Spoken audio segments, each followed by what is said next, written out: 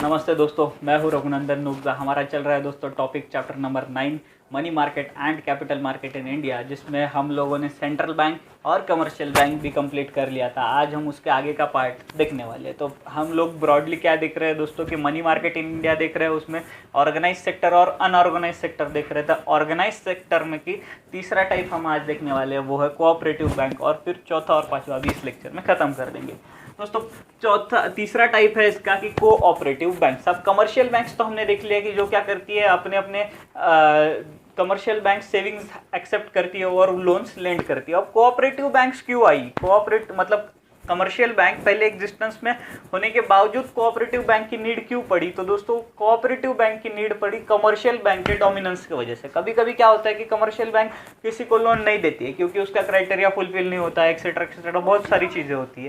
तो इसके लिए कोऑपरेटिव बैंक्स क्या करती है दोस्तों, कोऑपरेशन के इससे आती है, कोऑपरेशन मूवमेंट से आती है। मतलब इसके जो मेंबर्स होते हैं वो अपने आप में क्या करते हैं, बैंक बनाते हैं। एक पहले तो इनिशियल स्टेजेस पे सिर्फ मेंबर्स अपने बीच में क्या करते हैं, लेंडिंग बोरिंग करते हैं। उसके बाद जब ये बैंक्स बड़ी हो जाती है तब उन्हें क्या करता है, बैंकिंग लाइसेंस मिलता है। वो लोग दूसरे लोगों से भी क्या कर सकते हैं, एक्सेप्ट कर सकते हैं डिपॉजिट्स वगैरह। तो ये कोऑपरेटिव बैंक्स क्या करती है दोस्तों, प्राइमरीली इंडस्ट्रियल और एग्रीकल्चर लोन देती है। क्योंकि एग्रीकल्चर में दोस्तों आपको मालूम होगा कि बहुत सारे एनपीएस होते हैं, मतलब नॉन परफॉर्मिंग असेट्स होती है। इसके लिए कमर्शियल बैंक इधर लोन देना प्रेफर नहीं करती है। इसके लिए कोऑपरेटिव बैंक्स के पास लोग जाते हैं और कोऑपरेटिव बैंक्स इन एग्रीकल्चरिस्ट को या तो फिर फार्मर्स को लोन देती है।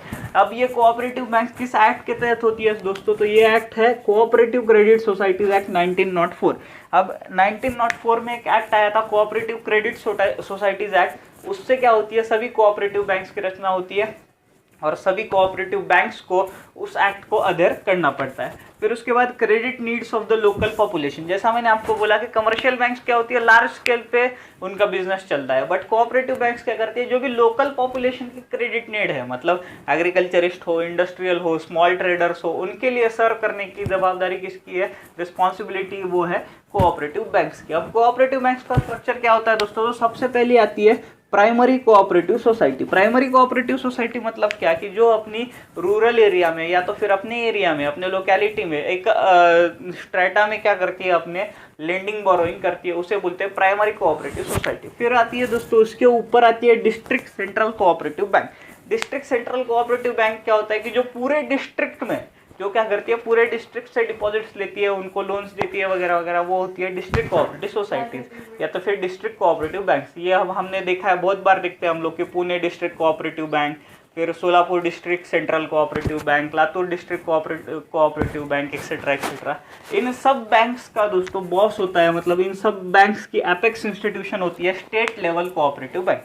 स्टेट लेवल कोऑपरेटिव बैंक क्या करती है, सभी डिस्ट्रिक्ट कोऑपरेटिव बैंक्स को क्या कर सकती है, एडमिनिस्ट्रेशन करती है, उनसे डॉक्यूमेंट्स मंगा सकती है, उनको इंस्ट्रक्शंस दे सकती है, एक्सेट्रा एक्सेट्रा।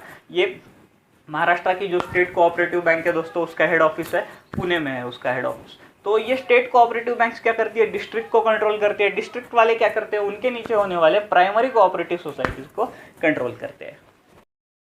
अब दोस्तों कोऑपरेटिव बैंक्स होने के बाद हम लोग पढ़ने वाले हैं डेवलपमेंट फाइनेंशियल इंस्टीट्यूशंस के बारे में। अब हमने क्या क्या पढ़ लिया, कमर्शियल बैंक्स पढ़ लिया, कोऑपरेटिव बैंक्स पढ़ लिया। ये क्या करते हैं कि लोगों से एक्सेप्ट करते हैं पैसा, उसके बाद इसको लेंड कर देते हैं दूसरों को।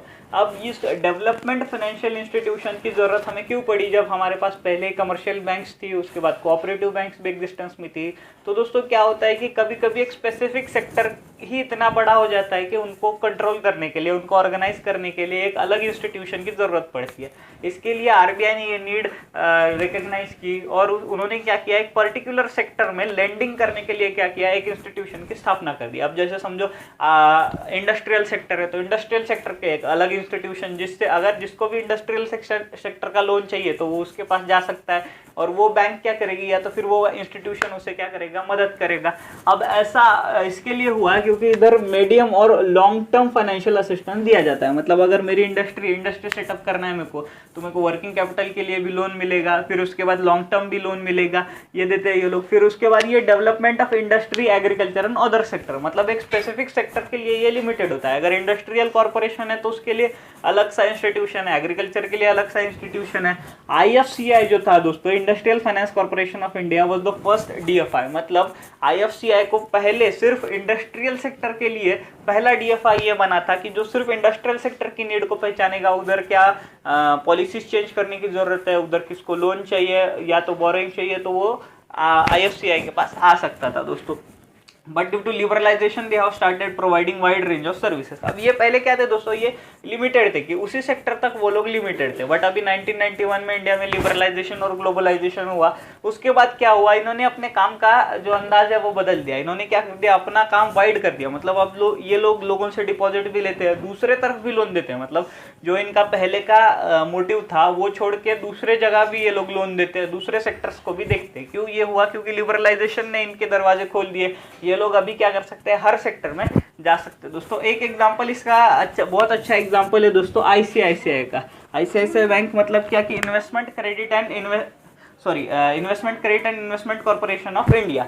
अब आईसीआईसीआई क्या था दोस्तों, पहले ये था जी इंडस्ट्रियल क्रेडिट के लिए क्या था, ये कॉर्पोरेशन बना था। मतलब सिर्फ इंडस्ट्रीज को क्रेडिट देने के लिए कॉर्पोरेशन बना था। आईसीआईसीआई ने क्या किया, आईसीआईसीआई ऑर्गेनाइजेशन ने एक आईसीआईसीआई बैंक बनाई। आईसीआईसीआई बैंक किसके लिए था, कि लोगों का डिपॉजिट लेने के लिए, उनके ऊपर क्या करने के लिए, लेंडिंग करने के लिए। बट इसका क्या हो गया, रिवर्स मर्जर हो गया। मतलब आईसीआईसीआई बैंक जो थी उसने ही आईसीआईसीआई इंस्टीट्यूशन को एक्वायर कर लिया, और अब ये आईसीआईसीआई बैंक ही क्या है, एपेक्स इंस्टीट्यूशन। मतलब अभी जो आईसीआईसीआई बैंक बनी है वो पहले आईसीआईसीआई ऑर्गेनाइजेशन थी, वो क्या कर देती, इंडस्ट्रियल में इन्वेस्टमेंट और क्रेडिट की फैसिलिटीज देती थी। अब उसको चेंज होके अब ये क्या हो गई है, आईसीआईसीआई बैंक हो गई है, उसमें ही मर्ज हो गया। अब दोस्तों लास्ट हमारा टाइप पे discount and finance house of India. अब ये discount and finance house of India क्या होते हैं दोस्तों, कि मनी मार्केट में ऑपरेट करने के लिए आरबीआई क्या करती है, कुछ रेगुलेटर्स को बैठाती है। आरबीआई अपने को मालूम है मनी मार्केट का रेगुलेटर है। आरबीआई क्या करती है, मनी मार्केट का ऑपरेशन स्मूथ चले इसके लिए अपनी एक ऑर्गेनाइजेशन उधर खड़ी करती है, उसे ही बोलते हैं हम लोग discount and finance house of India.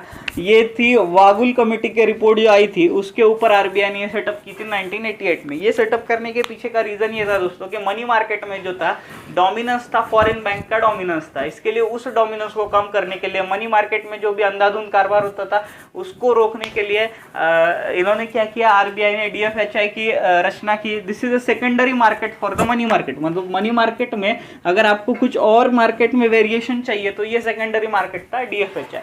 तो दोस्तों ये थे हमारे ऑर्गेनाइज सेक्टर के सभी banks, commercial banks, central bank देख लिया हम लोगों ने, कोऑपरेटिव बैंक्स देख लिया, और ये दो इंस्टीट्यूशंस भी देख लिए। Thank you so much.